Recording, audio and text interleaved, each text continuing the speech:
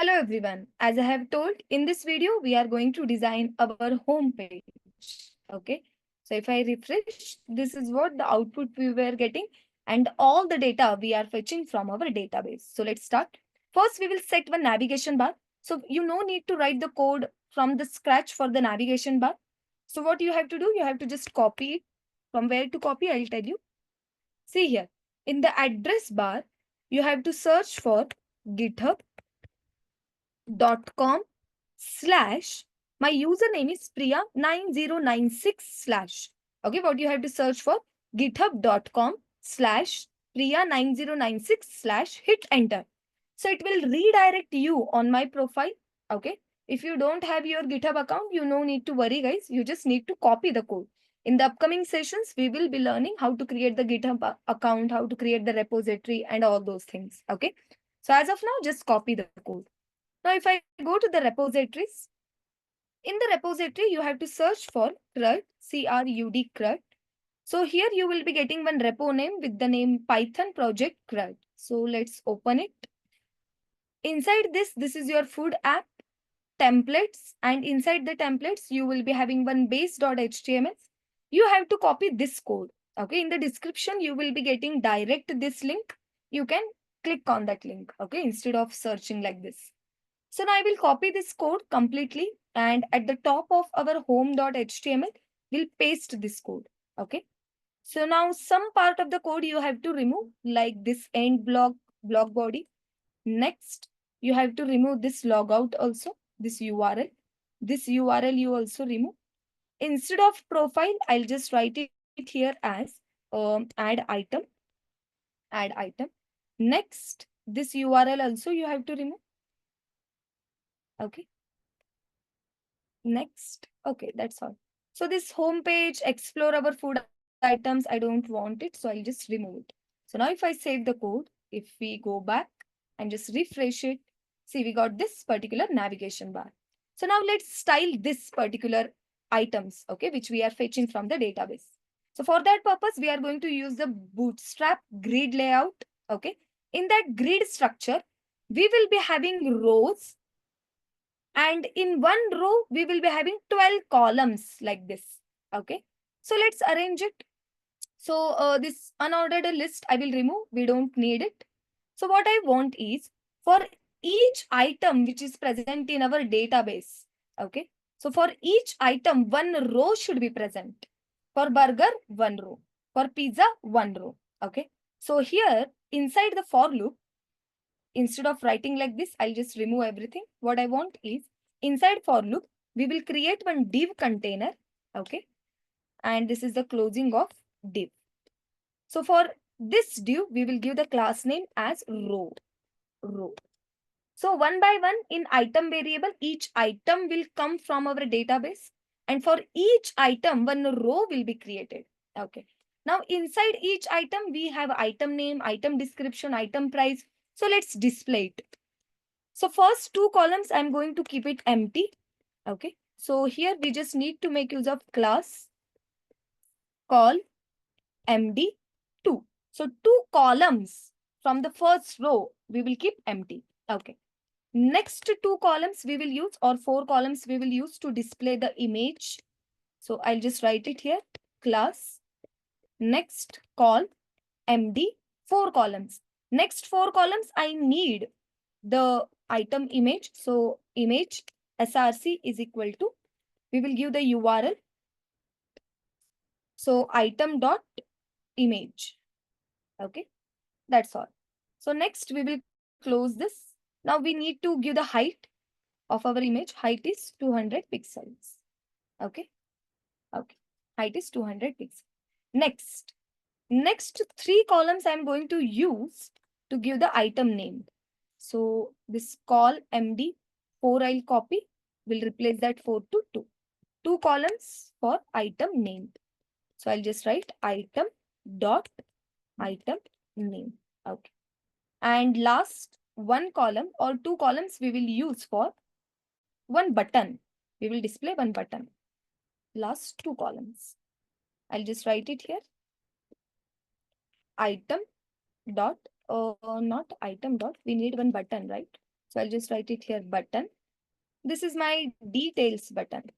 This is the closing of button. You will understand. Just don't worry about it. I'll just save this code. We'll come back here. We'll refresh it. So like this, it is displaying our data. See, for each item, one row will be created. First row, second row. So now here we are getting more space. So what I'll do, instead of two columns, we'll write one column, keep it empty at the beginning. Okay. So you can check one column is empty. So how this code works, look here. In item first, pizza will come means pizza object. So for pizza object, one row will be created. So this is the first row of pizza object. So I am telling, keep the first column empty for this row. So you can check first column is empty. As I have told, in one row, 12 columns by default we will get. Okay. So first column I am telling keep empty. Next four columns use for image. Next three columns use for item name. Next two columns use for this details button. Okay. Next iteration. In the next iteration of for loop, in item burger will come. So in next iteration of item, one more row will be created and same thing will be repeated. So in item, let's say multiple items are coming, means in your items, means in your database. Let's say you have a 4 objects. So how many rows will be created on your front end? 4 rows will be created. If I show you live, see here.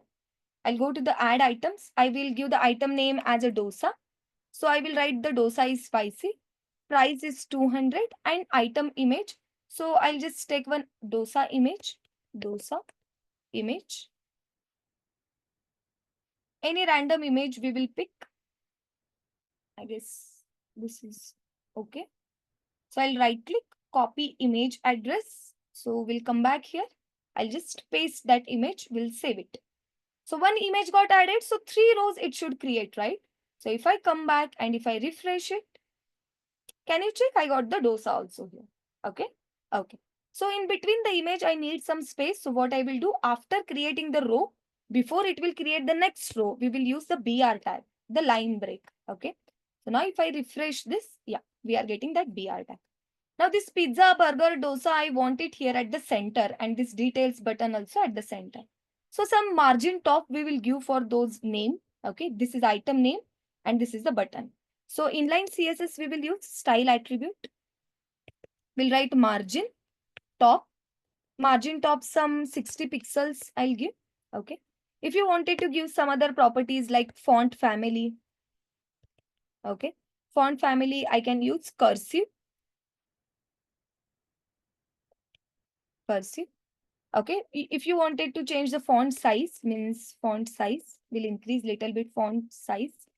Some 40 pixels. Okay. We'll see how this will look like.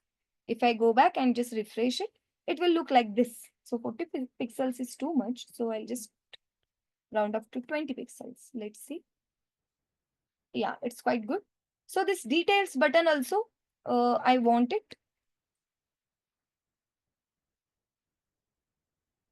Okay, I hope my code is readable. Okay. Okay. Now next, this is my details button. So this style margin top 50 pixel, I'll copy and I'll give for this container as well, where I have copy pasted.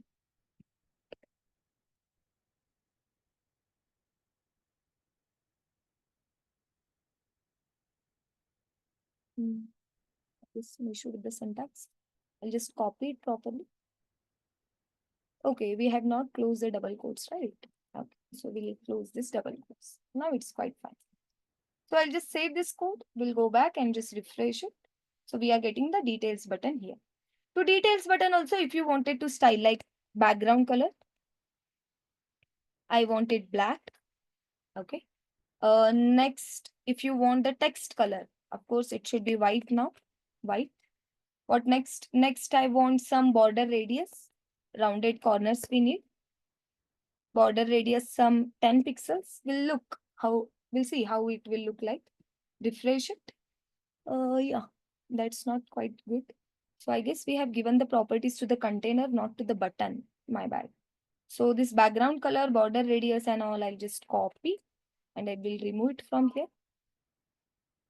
Okay. So we'll keep this like this. We'll keep it like this. Okay, margin top 60 pixel. For button, we will give all the styling. So style is equal to this background color, black. Color of the text, we have a white. And border radius, I'm giving some 10 pixels. This is your detail button and this is the closing of your detail button like this. Okay. So I'll just save this code and I'll refresh it. Now you can check this is the button we are getting. We'll give some padding also. Okay. So I'll just write it here padding of some 10 pixels. Okay. Border radius, I guess we have radius. Spelling mistake. We'll refresh it. Yeah. So like this, we are getting the button. We'll decrease the padding little bit to some 7 pixels. Okay. Yeah. So these are the buttons we are getting. Now, if user will click on the details button, it should display the description of our items. Okay. Price of our items and so on. Plus, you can check here. I have given one add item button. If I click on this, it should open one form here. Means if you want to add some items, you no need to go to the database, guys. From here only, you should able to add the items. Okay. So that designing part, we'll do it in the next video. Okay. So in this video, what in all the code I have typed in my home.html, you will be getting it in the description. Okay. So from there, you can copy this code. So until the next video, you just design your home page and be ready, because in the next video, we are going to implement this button and this details button as well. Okay. So thank you everyone and have a good day to all.